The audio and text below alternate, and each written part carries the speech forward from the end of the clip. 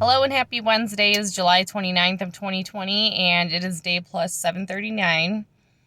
So I had my CT scan yesterday and I got the results and I'm still cancer free. I've tried to record this video at least a dozen times now, and I finally have been able to say that without the tears and the crazy emotions that I've been having for the last couple days. Scan anxiety is real. I live scan to scan. Most people in my position do as well. I suppose the intensity of that depends on the person. I've struggled with anxiety my entire life. So I'm really good at it, I guess. So, my mind goes through all of the hoops, and, it's been quite the roller coaster. A little insight on how that kind of goes. Day to day, weeks leading up to the scan, I'm trying to distract myself by working, cleaning my house, anything I can do to keep the mind busy on everything other than the anticipation and fear I have that my scan won't be good. So the days leading up to, today or yesterday was Tuesday, so over the weekend, I was busy celebrating my 2-year mark. So it was fresh in the brain that the scan's coming on Tuesday. It's the emotional going through all the what ifs and hopefully nots or hopefullys,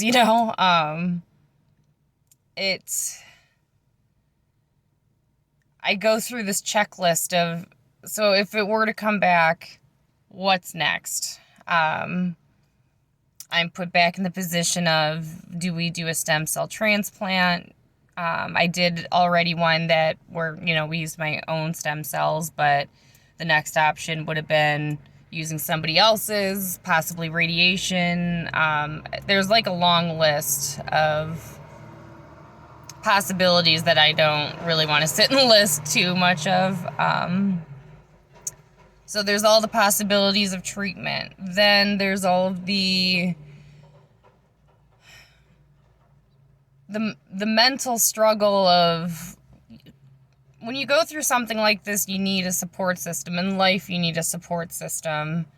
I've always struggled having a consistent one. It was my immediate family, my husband now, because we've been together for the past 10 years, whatever. But I have a handful of best friends, and that's about it. And that's with me, learning the boundaries and being burned so many times through all of this. Burned so many times, you just learn from it. It's really hard to weed out the good people, the bad people.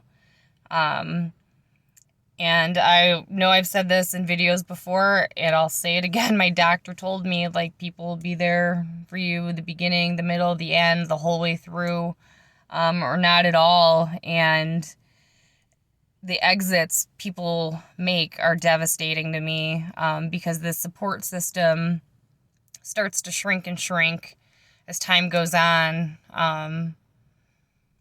And there's been this overall realization of that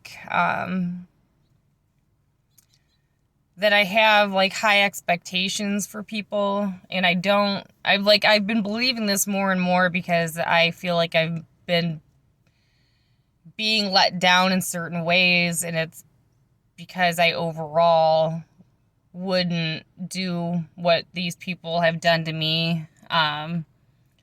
So it's really strange how and who these people are. Like this nurse that worked at Beaumont, I apparently went to school with her kid. I had no idea.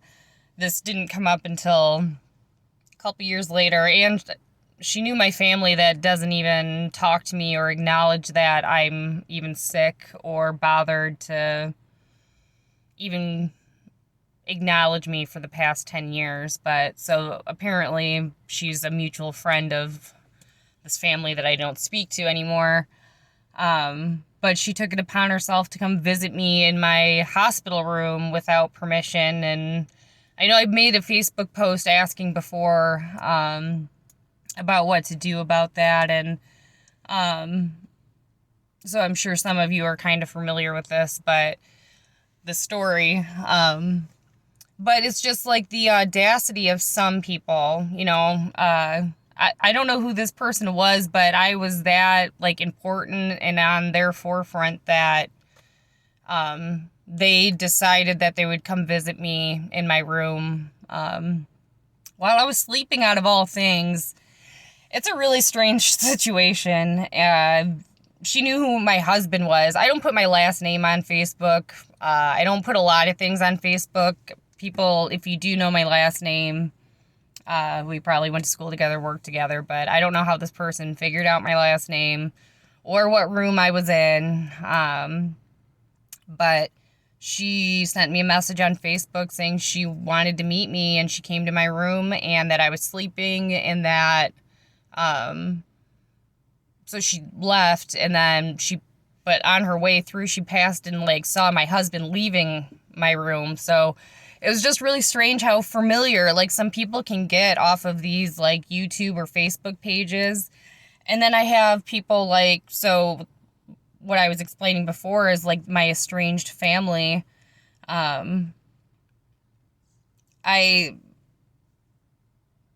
It's amazing, you know, like how the people who are supposed to be closest to you could just throw you out the window.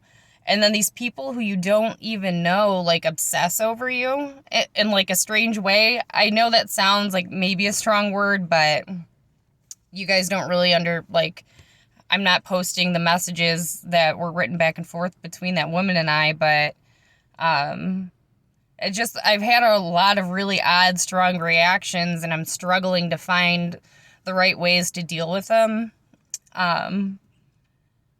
So this is what this whole emotional roller coaster is. I'm trying to circle this back to like what it is that I go through when it's time for scans. Is I literally run through all of these scenarios and how people have reacted and treated me. So I'm trying to learn, like I said, from last scan, or I just don't want to be burned by people anymore. So if I get sick again, it's really hard to let people in or people near me because of these reactions that people find it okay to just do.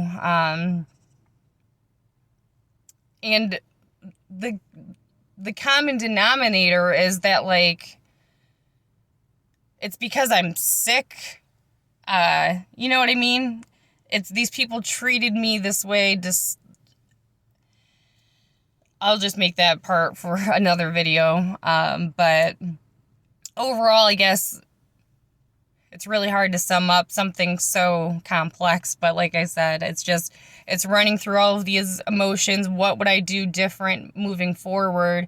I still plan to do these things moving forward. I'm not saying if I were sick, don't let these people in my life. But if I am okay, it's okay for them to be in my life, or for me to allow these people in my life. It just means I have a little bit more time to get them out or away from me, because the harm that's been done and some of this stuff like is a little intense, and it's a little alienating too. I just don't know how. I'm not saying because I was sick, don't treat me this way, but Some people have just like crossed the line, and it's just something that constantly runs through my mind before the scan. It's really mostly, if I were sick, who do I deliver the news to? Who's on, unfortunately, this like invisible totem pole that I have in my head. I would of course call my parents and my sisters, my family first. And then after that, it's just, you're forced to put people into this, I guess, onto this totem pole or into these buckets. And it's uncomfortable for me to have to digest that before the scan, So I don't know, I guess it's just really hard to express. So, I don't know. I'm just going to wrap this up. I am mostly, of course, I'm happy. I'm ecstatic. Things are brighter. Like, it seems like it's brighter outside. I can breathe better. There is this weight off my shoulders. I slept great. My dinner tasted really great. This half melted iced cappuccino, amazing right now. Because there's people out there who don't have the feeling that I have, which is a whole other thing. I'm grateful to have made it this far, and